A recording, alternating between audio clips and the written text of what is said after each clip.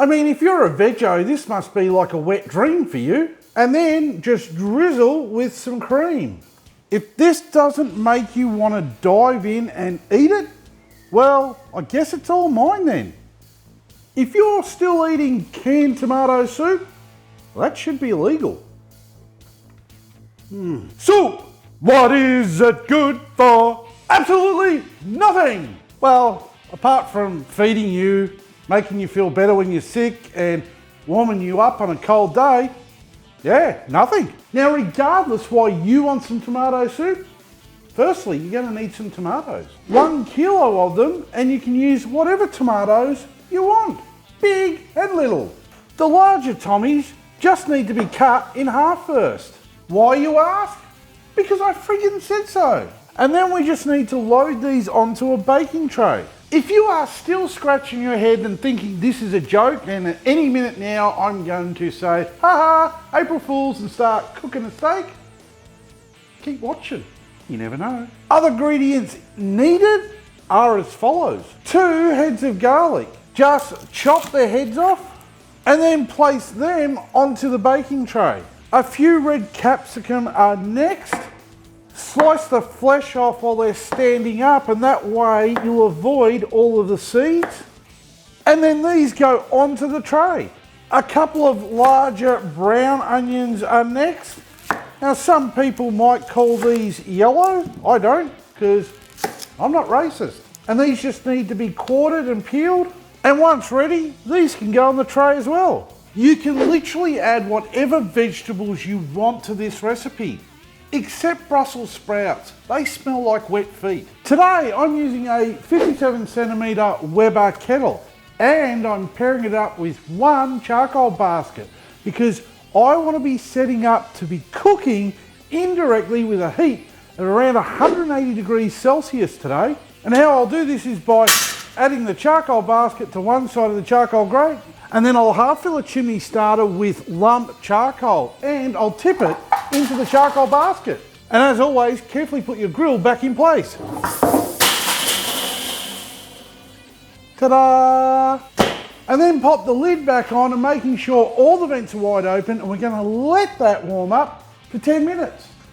By heat soaking the Weber, the lid and the bowl absorb heat. So when we lift the lid to put our food in, it'll actually get to temp a lot quicker than if we just added the cold food into a cold barbecue.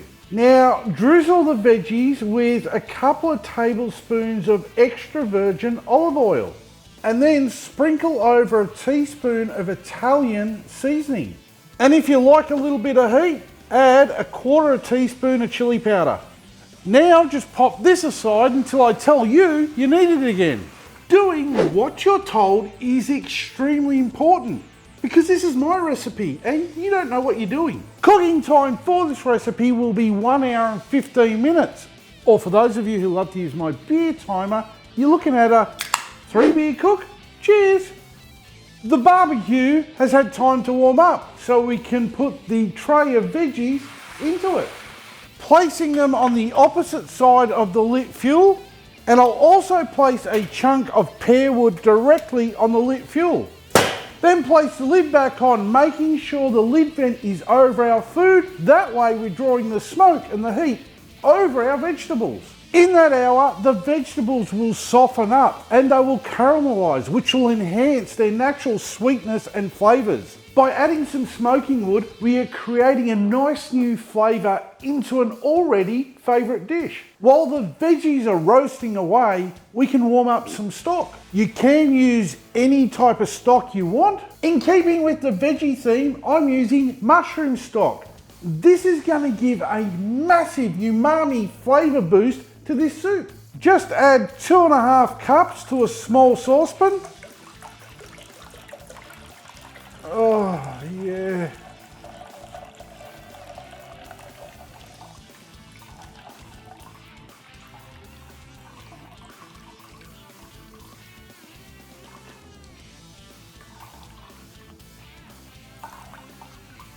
Oh, give it a couple of shakes. And then just warm this up over a low heat. We don't need to simmer or boil it. We purely just need to warm it up a bit. Couple of minutes will do. If you aren't veggie, if you don't mind eating meat, you can also add some chicken stock for a great flavour boost. We are 1 hour down, so it's time to lift the lid. Perfectly roasted veggies. We can just get these off the heat.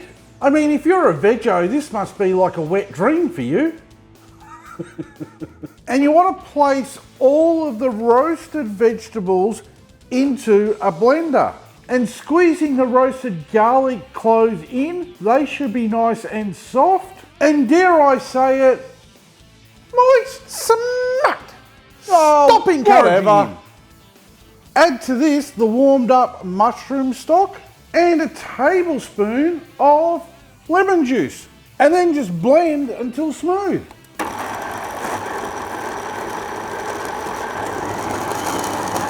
If you find the mixture is too thick, that means you're stuffed up and you can't follow basic instructions. Add the blended veggie mix into a big saucepan and then add over a medium heat. And into this we're going to add 1 cup of coconut cream. Stir this in and we're going to bring it to a gentle simmer. And once simmering, you just want to give it a little taste.